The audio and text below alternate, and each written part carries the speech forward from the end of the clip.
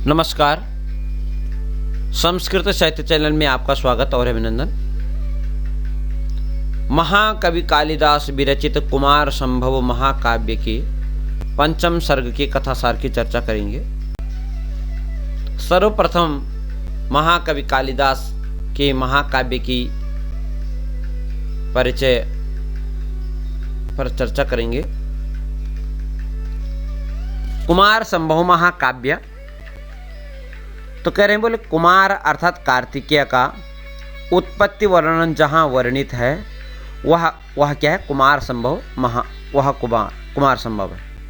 कुमार की उत्पत्ति का अर्थात कुमार संभव, कुमार की उत्पत्ति, कुमार उत्पत्ति और कुमार उत्पत्ति को अधिकृत करके जो काव्य है वह कुमार संभव महाकाव्य है।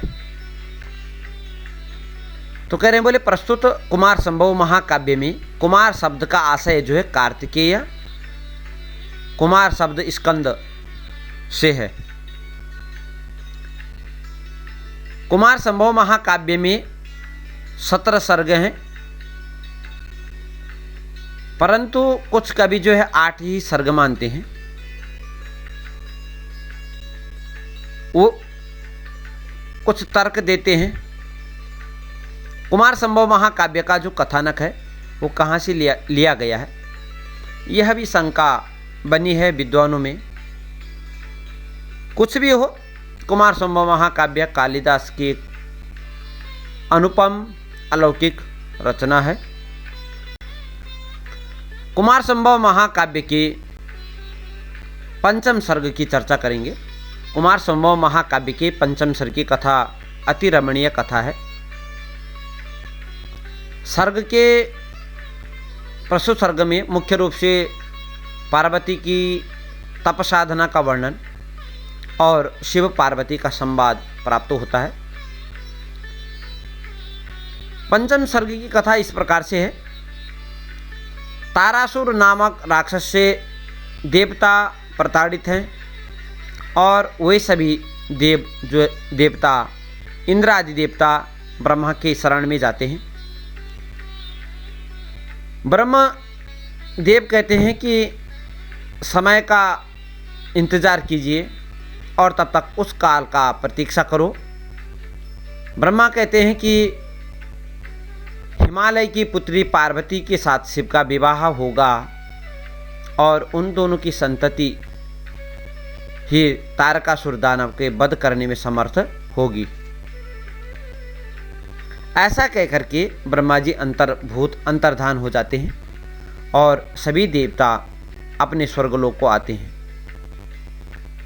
इस समय सभी देवता समय का इंतजार करते हैं, समय की प्रतीक्षा करते हैं कि कब वह काल आएगा और कब तारकासुर नाम के दैत्य का वध होगा। हिमालय की पुत्री पार्वती यहाँ धीरे धीरे करके अपने पिता के घर में बढ़ती है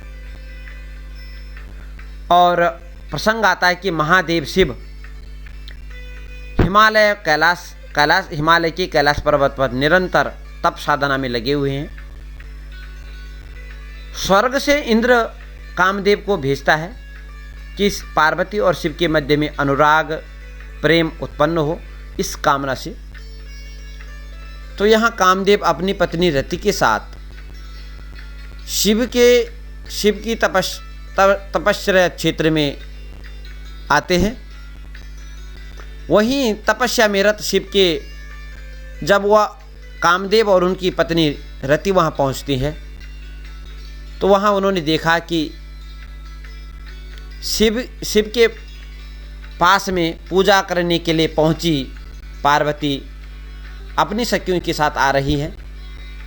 पार्वती के आगमन के पहले कामदेव ने सर्वत्र वसंत ऋतु के चमत्कार को फैला दिया है।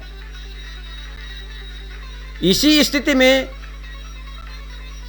कामदेव पुष्प बाण चलाता है और जैसे ही कामदेव पुष्प बाण चलाता है वैसे ही भगवान का तृतीय नेत्र खुल जाता है और जैसे ही भगवान शंकर का तृतीय नेत्र खुला वैसे काम जो है भस्मीभूत हो गया। कामदेव के भस्म भस्मीकरण को देख करके पार्वती भी वहीं रहती है और चिंतन करती है कि भोलेनाथ ऐसे मानने वाले नहीं हैं। इधर कामदेव के भस्म होने से कामदेव की जो पत्नी है रति वह रोने लगती है। उसी समय आकाशवाणी होती है कि पार्वती और शिव के विवाह के बाद ही भगवान शंकर कामदेव को अपने शरीर से प्रकट करेंगे। शरीरेण प्रकटयिष्यति, अपने शरीर में अर्थात अपने शरीर से कामदेव को प्रकट करेंगे। इसी काल में पार्वती के मन में शिव के प्रति अनुराग प्रेम प्रकट होता है। पार्वती कामदेव के व्यर्थ प्रयत्न को देख चुकी है, अतः पार्वती निश्चय करती है कि भगवान शंकर को पाने के लिए कठोर तपश्चर्या करनी चाहिए। पार्वती अपने माता पिता मीना और हिमालय के पास जाती है कि मेरे को शिव से विवाह करना है, और अनेक प्रयत्न करने के बाद मीना और हिमालय पार्वती को तप करने के लिए भेज देते हैं। पार्वती ने इस समय अपने राज परिवार को भोग विलास सब कुछ छोड़ दिया है और तपस्विनी का रूप धारण करके तपश्चर्या करती है। कह रहे हैं कि तपस्विनी पार्वती कैलाश पर्वत के किसी एक शिखर में तप करने लगती है। जब पार्वती देखती है कि सामान्य तप के द्वारा भगवान शंकर प्रसन्न नहीं होते हैं, तो वह कठोर तपश्चर्या का आश्रय लेती है। देखिए, वह ग्रीष्म ऋतु में, जब ग्रीष्म ऋतु आती है तो वह अग्नि के समीप में बैठ जाती है, अर्थात बहुत कठोर तपस्या कर रही है। वर्षा ऋतु में और शीत ऋतु में अपने कंठ पर्यंत तक जल में रहती है। जब उससे भी उसकी तपश्चर्या का फल प्राप्त नहीं होता तो अंत काल में वह सब कुछ अपना आहार छोड़ करके तपस्या करती है। उसने एक भी पत्र को नहीं लिया, इसलिए कहे पार्वती का एक नाम अपर्णा भी है। अपर्णा नेक वर्णा च पाटला पाटलावती। यह सब देख करके शिव जो है ब्रह्मचारी स्वरूप में वहाँ आते हैं। पार्वती नहीं जानती कि यह ब्रह्मचारी कौन है, कहाँ से आया है और किस लिए यहाँ आया है। वह ब्रह्मचारी शिव की विधि पूर्वक आतिथ्य सत्कार करती है।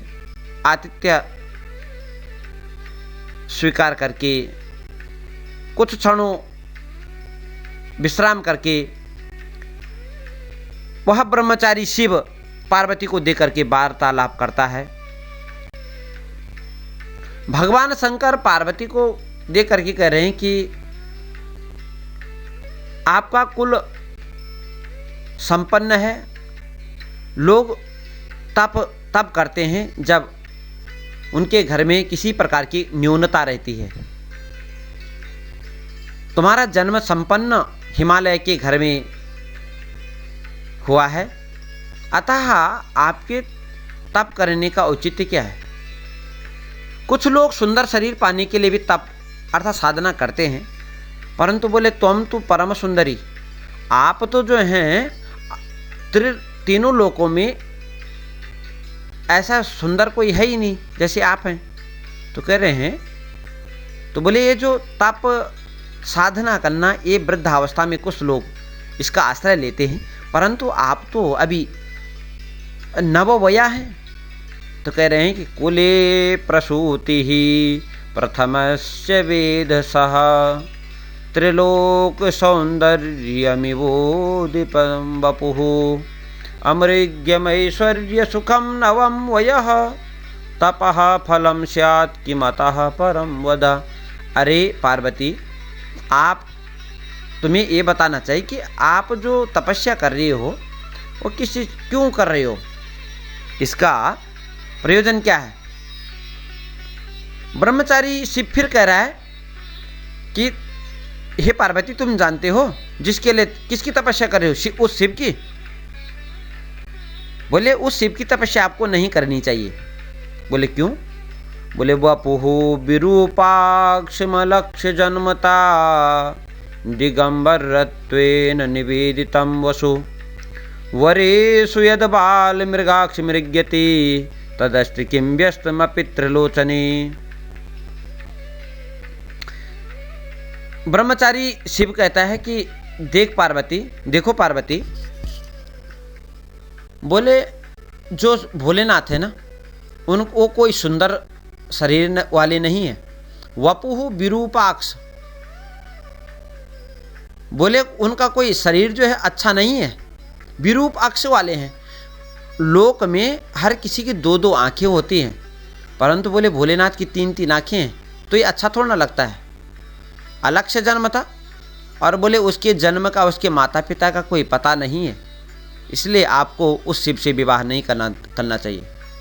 फिर कह रहा है ब्रह्मचारी शिव, बोले दिगंबरत्वेन निवेदितम वसु, बोले यदि आप किसी को यदि आप दूल्हा ढूंढना चाहेंगे तो उसके पास धन होना चाहिए। बोले वसु निवेदितम, तो बोले उसके पास धन की बात छोड़ दे, उसके बाद तो दिगंबरत्वेन, उसके बाद कपड़े भी नहीं है, तो ऐसे पति को चुनने का कोई औचित्य नहीं है। अरे बाल मृगाक्षी मृग नयनी तदस्ति किम व्यस्तमपि त्रिलोचने, उस तीन लोचन वाले में क्या ढूंढा तूने? तो उसी के प्रसंग में कह रहे हैं, द्वयं गतं सम्प्रति शोचनीयतां समागम प्रार्थनया तपस्विनः कलाच सा कान्तिमती कलावतः त्वमस्य लोकस्य च नेत्र कौमुदी। अरे पार्वती, तुम तो नेत्र कौमुदी हो, तीनों लोकों में परम सुंदरी हो। तो बोले भाई देखिए, आपने देखा है कि भगवान शंकर के सिर में पहले से ही एक चंद्र बैठा हुआ है। तो कह रहे हैं कि आपको द्वयम गतम संप्रति शोचनीयताम, इस समय जो है आपको भी शोचनीय वाली स्थिति में पहुंच गए हैं। एक तो वह सिर में रखा हुआ चंद्रमा, और दूसरा आप। तो आपको इस प्रकार के शिव का वर्णन नहीं करना चाहिए, ऐसा ब्रह्मचारी के वेश में आए हुए शिव कह रहे हैं। तो पार्वती कहती है कि तुम भगवान शंकर को जानते हो, भगवान शंकर को आप नहीं जानते हो। सबका कल्याण करने वाले भगवान शंकर हैं। और कह रहे हैं, इसी प्रसंग में कह रहे हैं कि मूर्ख जनाः, मूर्ख जो लोग होते हैं वो महान लोगों के चरित्र को देख करके, महान पुरुषों के आदर चरित्र को सुन करके बड़ा द्वेष करते हैं। और इसी में जो है उन दोनों का प्रसंग, शिव और पार्वती का प्रसंग चलता रहता है। और मुख्य रूप से पंचम सर्ग में पार्वती की तपस्या का वर्णन है, और भगवान शंकर और पार्वती का संवाद यहाँ प्राप्त होता है।